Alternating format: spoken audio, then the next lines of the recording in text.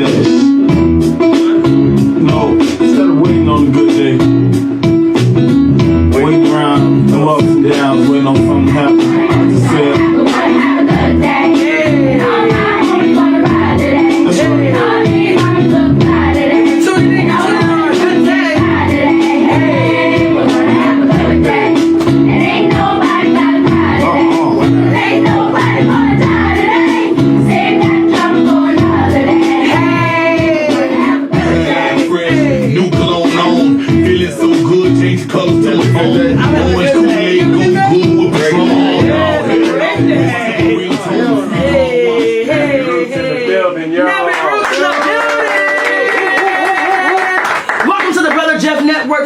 News. I'm your host Shay, and you tuned in on a very, very good day. Welcome to the show, the one and only Nappy Roots. Yeah. So thank you guys for coming, and welcome to the Mile High, which you so frequently come. Yes. For those of you who don't know, this is like, y'all come a lot. Yeah, thank you for having us. We come a lot, but we rarely see this side of Denver. So right.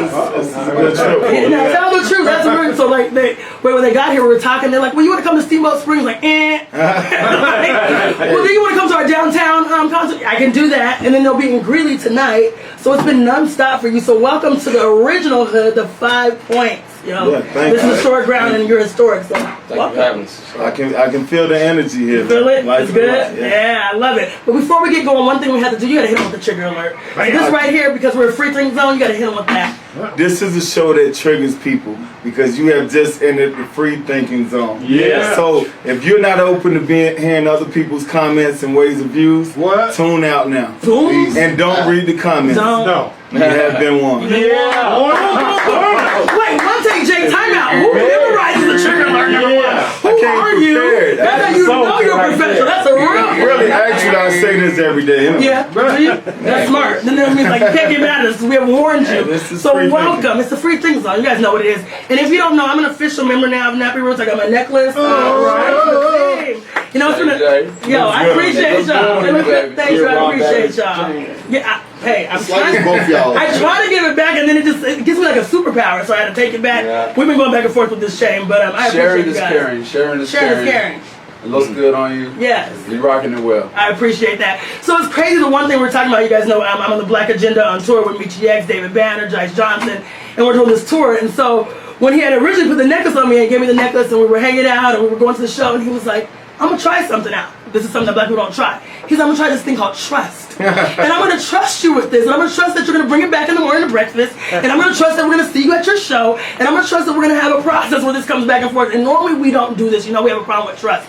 So we were just saying afterwards, we laughed about it, but there was something so beautiful in that, and just finding this integrity and finding this level of unity and finding this level of like, hey, we're brothers and sisters, and we don't trust this process. Right. But if you mess it up, it's gonna be a problem. Oh, he did call me this morning to make sure I was still coming with the necklace. He was like, and he told me he called. I know, because all y'all start calling me around the same time. I was like, what's going on? I know. You know, are you coming to breakfast? Like, that's not what you're asking. I truly don't think he would do that with everybody. That's love. And I think it is a special thing. It's a special thing. Well, first of all, I want you guys to go down the line, introduce yourself to the audience for those of you who don't know, because we know you Nappy Roots as a whole, but just go ahead and introduce yourself for us. I'm Fish Scales, 1/4 of Nappy Roots. Boom. Man, Buffalo Steel, Nappy Roots representative. Ron Clutch, 1/4 of Nappy Roots. Skinny the Bill, Blues Traveler, Nappy Roots representative. 808 Blake, DJ producer for Nappy Roots.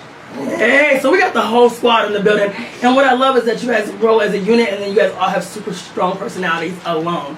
So Nappy Roots, I've been a fan for a long time, and I think we hung out about 2 years ago when you guys came in town. And the thing is, how do you describe your longevity? How have you been able to keep this going for so long?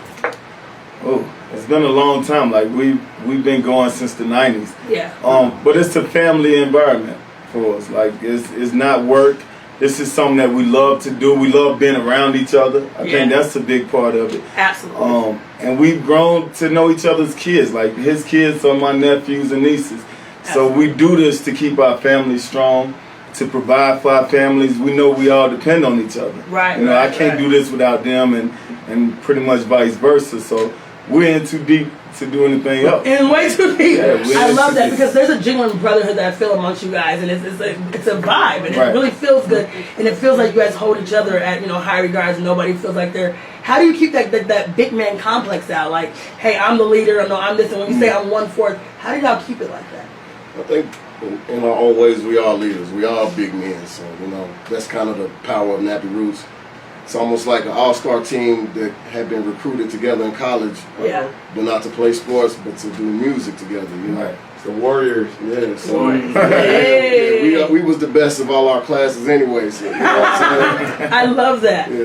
Now, I know you guys, a lot of people don't know that, you've been doing this music thing, but you have some ventures coming out, and, we like to talk entrepreneurship.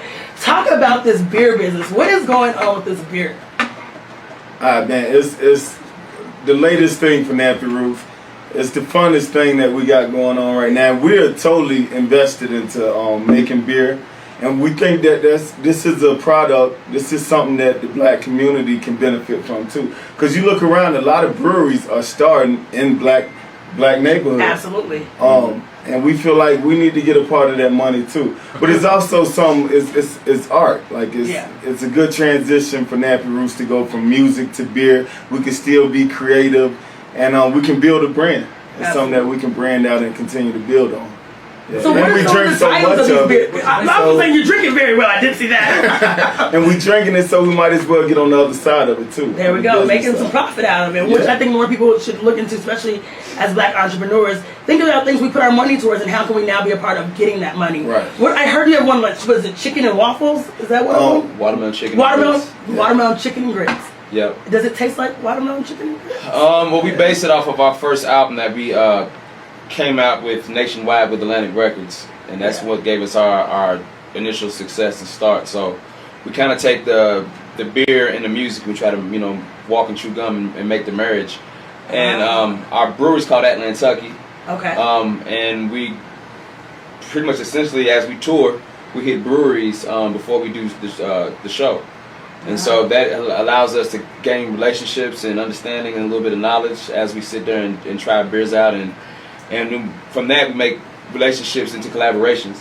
And so we collaborate with other breweries that have a little bit more success than we have at this point. Okay. And the beer gets out a little faster than us doing it by ourselves. That's genius. Watermelon Chicken and Grits was made with the collaboration brewery out of Louisville called Against the Grain. We've had the collaboration breweries work with us out of Atlanta, where a few of us are stationed at. And we just did one out of Boise, Idaho. Bootlager. Okay. And Woodland Empire, it's called Bootlager, pre-prohibition style lager. And we have a few more coming up this fall. Is anything coming out of Colorado? Should we expect anything from out here? We tried to, when we initially started in it, we tried to work with a brewery out of Colorado, but we like to be there a lot to help make the beer, and so it was just a little bit of a scheduling conflict that we had. Okay. But we are looking forward to working with some breweries out of Colorado. We know a few, and they're always open to sit down with us and make it happen. So it'll be soon. Absolutely. So if we want to purchase your beers, where can we go right now? Right now, I would say locally. It's a lot of local small batch collaboration. So as of right now, we're sold out of a few, but we're making some that actually will have distribution out this way. Sold out already? Woodland Empire, Woodland Empire had distribution in 5 northwestern states, and it's sold out. Watermelon Chicken and Grits had distribution in the northeastern states. I've seen that one. That's sold out. Yeah. And we're working out of Atlanta and Alabama now on a few, and out of Charlotte. So this fall, top of 2020, you'll start seeing our beers out and available a little bit longer than just a small batch release. Right. I love it. So you guys are really part of this process. It's not you're just putting your name on. You're really going through this process and a part of that. Right. Yeah. We feel that's what separates us from a lot of rappers who are getting into beer. Absolutely. We actually make it in our garage. We just to get the science of making beer down. So when we go to these bigger breweries, we know the language. Right. And we know what we want to do before we even walk in. I love it. You guys prepared. you're prepared. You're in this thing. This is not just a fluke. Right. I love that. Now you're originally all from Kentucky. Is that? We all hooked up. Yeah. The group is from Kentucky. The group's from Kentucky. So where do you guys reside now? Are a little bit of Atlanta? Louisville and Atlanta. Okay. Is our 2 home bases. Excellent. So Atlantucky. We call it Atlantucky. So now, are we independent now? You guys are independently on the road. Is that what that is like? How's that independent trip been? And what would you say to artists when they're looking to get into this industry? Would you say go independent, find a backing? You guys have been in the game for a while. It depends, man. You know, there's 99 ways to skin a cat. And independent, for us, we decided to make that move when we left Atlantic Records in 2006. We ended up finding a home in 2008. So it's still 2 years of us, you know, trying to figure it out and make sense of how the industry was changing. Because it pretty much was a platonic shift in what the industry was when you had to be signed to a major label in the 90s or the 80s. And, you know, as hip-hop grew and the game changed from Napster decimating everything in the early 2000s, late 90s, to, you know, streaming to what it is now. But in 2006 to 2008, you know, it was a lot of uncertainty.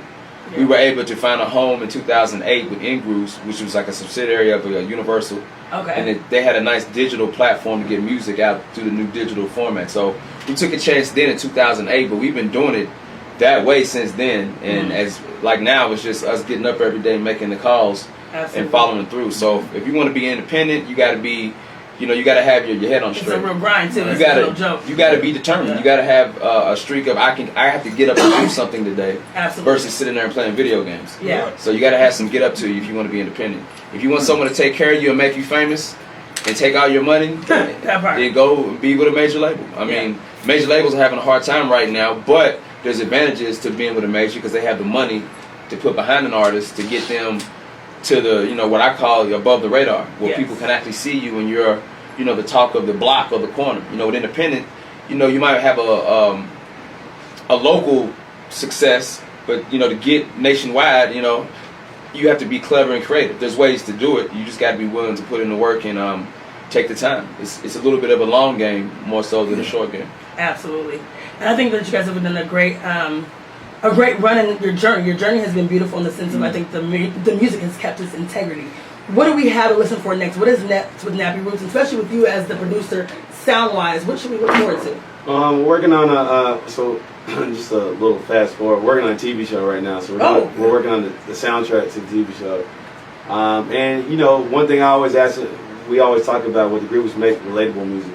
Mm-hmm. Like you're getting older, you're getting, you know what I'm saying? Yeah. You got kids, you got things in your life that other people share, and these are the things that people go through. So tell people exactly where you are in life. I think that's the big thing of it all. So I think that's beautiful. Be transparent. You don't have to still be cool and talk about the same thing you're talking about then. It's nothing wrong raising your kids. Tell us about that. We got a song, Looking Grown. It's just about watching your kids grow from their little one point and now you blink and they're high school, they're in college, you know, and it's a crazy thing to see growth like that. So, and I think in the hip hop community we want to hear those stories because as hip hop gets older, it's important to share those type of stories. So, yeah, absolutely. Preserve exactly our music, please. And Nappy Roots has done such a great job of that. Now you can't just throw out that you're doing a TV show without giving me the juice, you guys. Like, come on, give me the juice. So we're working on a craft beer about our love of craft beer. Starting our own brewery, and also just the different breweries we go to around the country. It's called 40 Acres of the Brew. Right on. Yeah, man, it's just to me it's about us being hip hop artists and also being black people in a white dominated field. Absolutely. And being able to go in there and share conversations and have things and understand this business that we really are into and we really love. So it's something we're really excited about. We've been working on it for about 1.5 years now, and it's finally coming to fruition. So it's so be on the lookout for that. We can't really say right now. We're in negotiations between the two networks. Okay. But it'll be on one of your favorite streaming sites soon. Yes. Soon. Congratulations. Now you have to let us know when that comes out. We need to get something. Give us a little something. Yeah, you know, I don't like beer, but you guys did turn me on a little something. We're working on it, right? Yeah. So you know, I'm just like I grew up in a stage where it was like beers for men, wines for women, like that was the thing. And so I told him, I'm like, I don't drink beer. But then we did a couple things. We've been easing me into this. Found a couple things. Tickle your fancy a little bit. Just a little tickle, you know. I'm like, we can see what's going on next. Now, do you guys have a favorite song? I think last night you guys did all my favorites. I mean, from Country Boys, obviously, is one of the favorites. Pole Folks. Yeah. You guys did your collection. What is your favorite? Wow. It changes. It changes a lot. I like to perform a song called Tokyo. Tokyo. It gets the crowd going. It's got a nice vibe to it. and get the crowd interacting with us. It's fun. Produced by 808 Blake. Okay. And it's a little different than most Nappy Roots songs. Yeah. So we get to throw you off a little bit with that song. I heard some new songs last night, and I was like, wait. And then I was mad because the audience knew the words, and I didn't. And I was like, why do they already know these songs? What's going on? They're like, are they faking? Why do they know this? So what should we look for in new music? When's that coming out? We're actually releasing a new single in the next few weeks. Okay. It's called Till They Told Us. So they told us. You know, we was broke till they told us. Yeah, we performed it Did last you perform night. that last night? Yeah, at the end. Man, there was something that's crazy that you said that was in my notes. There was something epic about that. I think the simplicity of living a great life. So I moved to Mexico for a while, and there was something in watching a lady that was making tortillas that was ecstatic and happy, and something about watching the people that had little but were just full of life, and something like we didn't even know we were poor until you told us. Right. So living life and knowing that it's necessarily not about the money, but it's a mindset. And it was when you guys were singing that, I was like, damn, that's dope. Like, that's been Nappy Roots from the beginning. Like, you really don't know you poor till you go to college and you see people with more things than you have. Right. And but your happiest times when you didn't have money, at least for me. Yeah. When I didn't have money, those were the happiest days of my life. Absolutely. And that's what that song kind of embodies. Yeah. And so that'll be released hopefully in the next 2 or 3 weeks. So it'll be this summer that you will hear that. That's a big one. That's a hit. And everybody was feeling it. It was a hit. Word. So good job. I like that. That's good. What is Nappy Roots doing community-wise? Is there something that you guys are coming together? I think what you're doing such a strong group of men. Is there anything that you guys are coming together with community-wise? In the city of Louisville, we was just trying to do something with the back to school thing, you know. Yeah. So we came up with something to do free haircuts for kids, you know. So in the inner city, so we had, you know, from anybody from foreigners to, you know, young black kids to, you know, even little white boys came, Mexicans came, and you know, we did like 5 different local barbershops. People came in and got their free haircuts on Nappy Roots. So we called it Cuts for Kids. And we plan on doing that again this year. So that's beautiful. Yeah, that's what it's about. I think you got to clap it up for things like that. That's what it's about, you guys. That giving back, we got to give back. Gotta give back. Beautiful. We did a charity for cystic fibrosis too last year. Just, you know, we got a couple friends of ours that have been affected by cystic fibrosis, their kids and stuff. So we did a whole thing in Kentucky. we raised about $90,000. Beautiful. So let me add a venture. You was asking about ventures earlier. Yes. I want to add the CBD game. The hemp Okay. game. Hemp game's a big name. And so we've jumped into that, and with us coming out of Kentucky, it makes the most sense because Kentucky was one at the forefront of hemp. Absolutely. And Nappy Roots, we are the country boys. Yes. So we do beer, we grow weed. Hemp, not weed. Excuse me. I was like, I don't think you were supposed to say that part. They grow hemp. Cannabis sativa, cannabis indica. There we go. So that's just another venture that, you know, we've trying to get into that lane. And you're looking at maybe doing CBD oils and drinks and those type of things. And then making people aware about, you know, the benefits of CBD. Absolutely. Because, you know, us as black people, we don't really understand that we can take this thing and reduce our blood pressure or help with diabetes or help with your, you know, with your skin clearing up, your weight regulation, all that stuff. It's in the CBD. Yeah, it's in the CBD. It's natural. So I think that's huge. We have to get out and having those health conversations and get out of that pharmaceutical. You know, that's a $1 billion industry for a reason. So I think that's important that we really start getting that and then tapping into the money side of it. You know, Colorado just legalized the hemp piece too. It was on the ballot. Nice.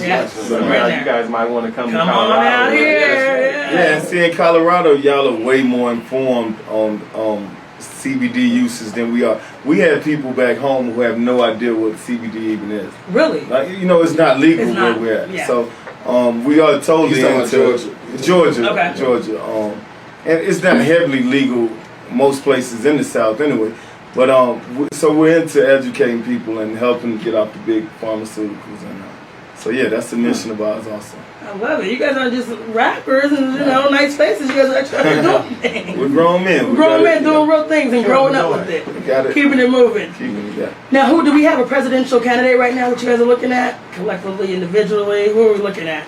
We're divided as a group. Divided. Well, I'm kind of letting this sort itself out right now. Yeah, you know, there's a lot going on. We want whoever can win. Whoever can beat Trump, that's what we're going. If you can't win, don't even try. Yeah. There's a couple people I don't know. I just think they should just fall to the wayside and let.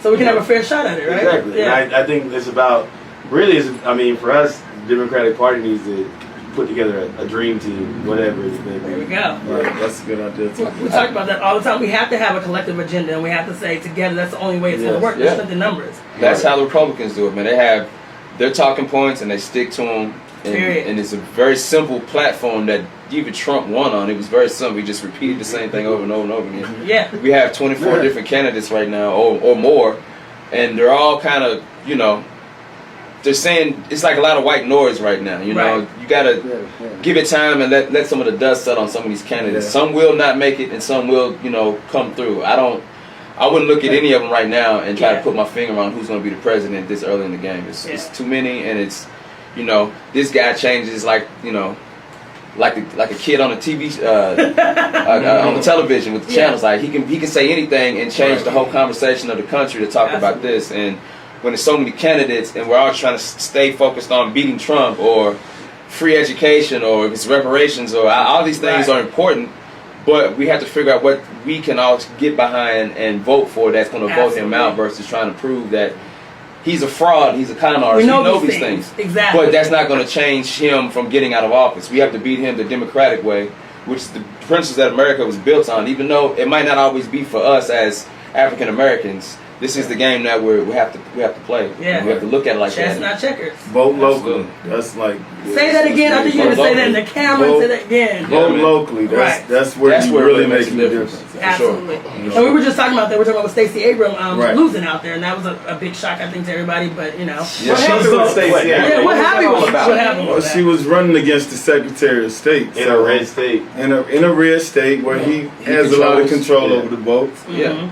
So you know the odds were against her, but we fully support Stacey Abrams. Love her to death. Absolutely. Even what she's going through now is like, you know, it's because she did lose, she has ability to move around and put a finger on a lot of different scales. You're going to start seeing her, even when it gets closer to the election, how much she galvanized the people of Georgia. Right. Not just Georgia, it's in other states. She galvanized the community. So I think as it gets closer to the election time, you'll see that she's going to put a finger on who she's you know, helping out. You'll see that Stacey Abrams is a force to be reckoned with. She absolutely is. And then maybe even not in 2020, but 2024, you know, so. There we go. It's not too late. It's not. And I think that you said something really important, that we have to vote locally. Right. And why is it super important to vote locally? I think that people need to hear that from you guys. Because those are the changes you need the most in your neighborhood. You need to counsel people that represent what you want done in your area. Voting for president, you have to do that. Like, we have to create our numbers and let people know who we're behind. But if you really want to see change, you have to get out and vote locally every 2 years. Come out and support the people who are doing the specific changes that you want to see in your neighborhood. Yeah, I mean, think about the Board of Education. Yes. You know, who heads that, and that's how your kids are raised is not the president. You know, right here in your local community. Those are things that the district that you live in. Those the aldermen and those people. Waste management, every little thing. The judges, the sending who's the sheriff, not, the police officers. All those things are local. You know, how you walk down the street, the president ain't got nothing to do with that. Absolutely. Right. You know, you want to park without no needles in it, and you know, whatever. You know, you got to vote for those people that are local that help. You know, clean up. You want to park? We actually had something happen locally too. We just did our local mayor race, and so we were talking about that earlier, which was a runoff. And so we have the same guy that's in position now, Michael Mayor Hancock. And then we had some things going on locally where we had a 7-year-old handcuffed recently in school.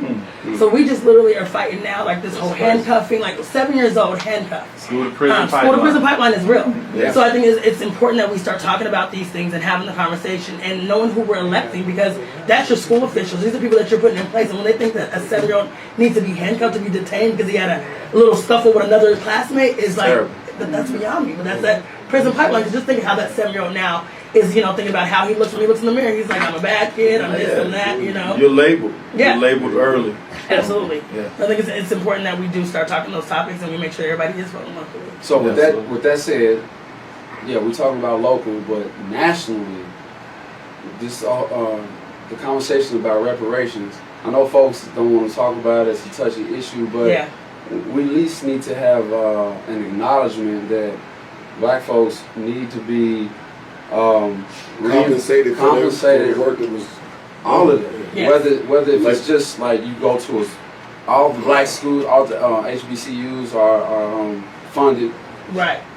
or all our credit, you know, to start from zero. You know, I don't know what it is. Whatever it is, but we It need needs to be a reparations. Yeah. conversation. It needs to I be a think I conversation. think it's a conversation that needs to happen, and I think the follow-up conversation is that we need economic sustainability. We have to learn how, because the thing is, the sad part is that what about you get all that money and blow it right away because you don't know how to economically move. Right. So I think that there's a two-way conversation that has to take place, but it needs to take place, and we can't scare away from conversations like that. You know, where do you guys stand on that reparation? What do you think?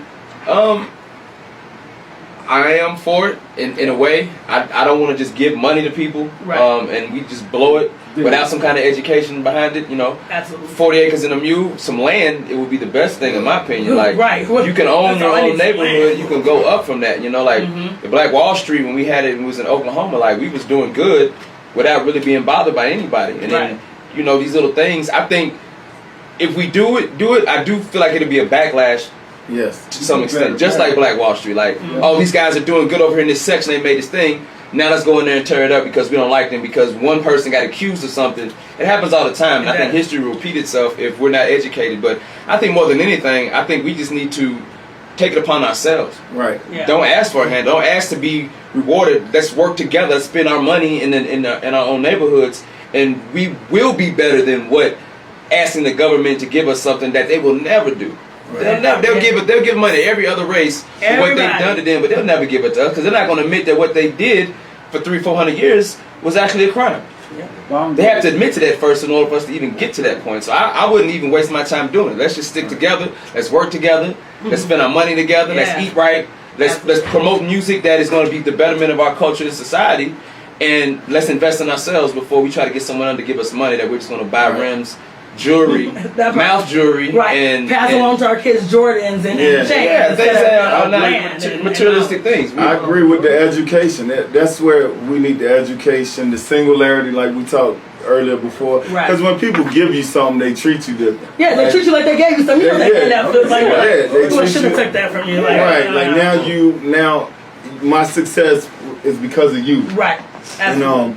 And so it's delicate. I'm not a fan of that position either. Yeah. Like, we can work together. I don't want anything from you. I just want a fair grounds that I can flourish on. Absolutely. And we can work together. Yeah, and change the policy, change the laws that change we're the laws, change the about. policy that I'll so that take we that can before I have try the to get same money, man. type of playing field. Because right now they're starting here and we're starting there. So how do we ever catch up in something that's not level the playing field? It's systematically especially with the oppression. law and all the systems. Right. Education, you know. Exactly. So, do that. And we're watching even with our schools out here. I mean, the prison pipeline is real. The schools accessibilities that the black students have, the black and brown students versus what they have in the white neighborhoods. I mean, all those things are systematic oppression. So we have to change policy. We have to change the things, you know, homes that we have access to, you know, things like that, loans that we have access to, those type of things. Like, it all starts in policy. And that's why I tell everybody, if it doesn't change in the print, it doesn't change in the paper, who cares? Yeah. Like, you know, we can march all day, we can hoorah, hoorah, but we know what needs to be changed, you know. It's policy, it's real stuff. You know, hey,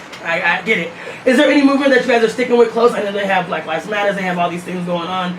Denver's kind of calm in movements. We're not doing too many rallies and things. Is there anything going on hard right now in Atlanta or Kentucky? Or? Well, I think with the police brutality that's going on, I think, you know, that's kind of what Nappy Roots is.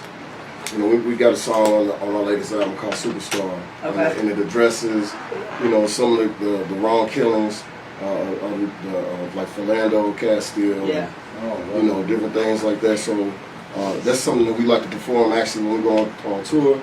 Because shock, man, the crowd is like, okay, yeah, but they hear some political shit, but they bounce into it. So it's like, it's cool to do those type of songs. And so that's something that I'm definitely, you know, I'm definitely invested in, you know, trying to end all brutality, especially police brutality against black men, black kids, you know. Absolutely. I think you alluded to it a little bit earlier, but how much of a responsibility do you guys take music-wise? Do you think, because some people don't, they're like, this is what I do, it's entertainment, it is what it is, but how much of a responsibility do you feel to your community and to your people in the music you make, in the things you say? I mean, I take 100% responsibility for what I say, you know, in the music that we put out. We've always been, you know, social conscious, you know, rappers, you know, and I think that's important because after the beat bangs and after the hook is cool, you know, if there's something there you can still vibe to or pull from to make your day better, I think those songs last longer. You know, and so instead of just making empty, hollow promises and doing things that can, you know, not be beneficial as much. You know, it's a balance. You know, if I came off, don't do this, don't do that, I wouldn't get as much attention. So you gotta throw a little nigga in there once in a while. You gotta throw a little bit in there. You gotta throw a little nigga in there to get people to say, okay, he's cool. He ain't just no, you know. Yeah. But I think it's highly important. I have kids. You know, when I started this, I had one son who was 2. He's 19 now. You know, and how he see me get up every day and do my job. You know, that's important. You know, I have a son who's 9 who needs a little bit more of the good music, because what he listens to now, I have to be like, man, I wish you didn't, but I went through the same thing when I was a kid. So I have to know that my music and what I do as a black man, I have my kids are watching, not just my kids, you know, his kids, and not just his kids, but the people that show up to the concert and bring their kids. So I think our music is part of why we are still here. It's because the message is in there that, you know, it's not going away. And do you know, like, Good Day, that when y'all played that last night, I was like, dang, this is why I rock with y'all. Just being able to feel that moment of euphoricness and in the crazy world we live in, and still be able to have a good time, but have something that's like, this is just a good message today, guys. You need that. Good day. You need that. I think that's a beautiful balance, and that's why you have so much longevity. So thank you guys for being conscious. Thank you for giving that to us. Thank you, because we need that, and it's very much a gift. So thank you guys for that. Absolutely. Now tell us, where can we get some merch? I seen some hot merch last night. Where can we get some merch at? Well, if you come to the shows, you can get it directly from our merchandise section. Boogie. Shout out Boogie. She's been with us for a while and has helped us, you know, get our merch directly to the hands of our fans and the consumer. But you can also go to our website, nappyroots.com, or you can go to our other website, nappyheadshop.com. Okay. And you can check it out on Instagram, Nappy Headshop or Nappy Roots. And we always have our merchandise available. Go to the store. It's always constantly changing per the season, and different styles and colors that we always rotate around. So we just try to put that out there as well, because, you know, you see, like yesterday I had the pig with the afro on, and it's just like, what is that? Or you see, when we started in college, that's really how we got our name out, is just because we had a record store, and we had the merch that was just Nappy Roots, and people bought into the name Nappy Roots before they even knew it was music. Absolutely. And so we knew that the brand Nappy Roots in itself was a strong brand to kind of stand behind and represent. And everyone from college to now, you know, they know about it. You see the shirt, you know what it is. You see what it is. You know, you get a little nod. So a super funny story this morning. So when we were hanging out last night, we had some Instagram things. So this morning I was getting some DMs and people were talking to me, and I had a girl, and she actually moved with me to Mexico. She lived with me in Mexico, and she was like, hey, my line name, I don't know if you know, but my line name is Nappy Roots. She was like, back then they were really popular, and everybody used to laugh at my edges, so they started calling her Nappy Roots. So she was like, tell them shout out for the good names. I love it now. That's what we're here for. It's like, that's what we're here for, to inspire names like Nappy Roots. And then, you know, that name could have been very derogatory. Right. You know, and we took the sting off of it, and embraced it for what it is. And it's, you know, you really don't see the roots. You know, the roots are inside, and if you stick to what you are true to and your core beliefs and values, you know, stay rooted in that, you're Nappy, man, and no one can take that from you. You know. Shout out to that Colorado shirt too. Hey, I see you back there. That Colorado. And speaking of Colorado, what advice would you give to young artists or people who are into the music but maybe missing the business part of it? You're missing the biggest part. It's still a business. Like, don't ever get twisted. I mean, you're making it's art form, but you got to make sure your business is sure, and make sure it is on point. So, like, if you got homies around you, man, let them do marketing. Let them do, you know, build a team of people around you that can help you get to where you want to be at. It's not about like, oh, I'm gonna rap really good and hopefully it works. Man, build your team up. Videographers, art people that make artwork, people that do merch, all that stuff. Everybody can have a job, and it takes a team of people to get to where you want to do. So just shore up your business. But like when you're tempted, like, you know, you're trying to make it, and somebody come with a contract and a pen, and you're just like, I'm just gonna jump in this because this is my shot. You know, what would you say? But don't do that. Look for this part. What kind of deal do you want? Like, you got to look at that. Like, some people say, I just want a record deal. I want a deal. What kind of deal? There's distribution. There's a first look deal. There's production deals. There's songwriters where you can just be a writer. But I would say sometimes the music ain't for you. You know what I'm saying? You might not be good. Right. You know, like a lot of people doing it, and a lot of people get by because they have good business acumen, but they're not good. Some people are very talented and they just want to do it because they love to do it. They love to sing. They just love to put it together, and they might not want to be a successful artist. You know, they just want to be just a way to just to get something off their chest. You know what I'm saying? A personal diary per se. But I would say, look at what you're trying to do. Are you trying to make a career out of it, or make a living out of it? Because it's hard. Yeah. Because one day, you know, again, like with streaming, it changes, and if you got to raise a family, you know, it's hard. You know, you got to make real tough decisions sometimes, whether it's the lights or it's going to the studio. Mm. You know, and if you got a wife, she wants the lights. She don't care about your studio endeavors when you're in your late 20s, girl in your early 30s. You're going to get grown. You know, you are going to get old in this music business, and are you prepared to do it your whole life? Because if you do get it and you are successful, you can't go back to a real job. Right. That's real. You know, you can't go back to... When do you say no to free shows? I think that's a big question. There's a lot of, you know, we know the game is hard. So when do you say no to free shows? Probably when you're getting paid shows. Yeah. I mean, if you're not getting paid shows, then you probably want to keep promoting yourself, doing whatever stages you can get on. And with the contract, to me, if anybody give you a contract, you should be able to go spend some days having a lawyer look over. If they don't want to allow you that time, then something's wrong. Right. You know, so if somebody give you a contract, say, hey, thank you, I'll get back to you right away. And I know that's kind of hard because you see an opportunity in front of you, but you got to be able to go get somebody that you really trust to look over that contract. Absolutely. Yeah. And there's usually some room for negotiation too. Yes. You know, yes. I've always heard my mentor would say, if they offered you that much, you're worth twice as much. So like, let's sit down and figure out what's really next for you and how that looks for you. How do y'all decide on things? This what? That's a great question. You know, what's the process of y'all? I'm arm wrestling. I've seen the arm wrestling. It's a discussion. You know, where we eat at, it might not be, you know, but if it requires all of our lives to be involved, you know, and if it's a big deal like that, then we'll get on the phone and have a conference call about it. But we're together a lot, we communicate a lot, and like I said, if it's just going, like if we're going to McDonald's, we'll just stop at a spot where it has multiple different restaurants there. You can pick what you want. You know, there's no one way. No, it's never one way. You know, it's a democracy more than anything. But a lot of times, what makes sense makes sense. Yeah. You know, and we're not no spring chickens over here. We've been around and failed with many things to know what we don't need to do again. Speaking of that, we got a local artist. She's dynamic, Sister Danette. Yes. She's off the chain. She got a question. She says, what advice would you give to older artists in a YouTube success culture? Good question.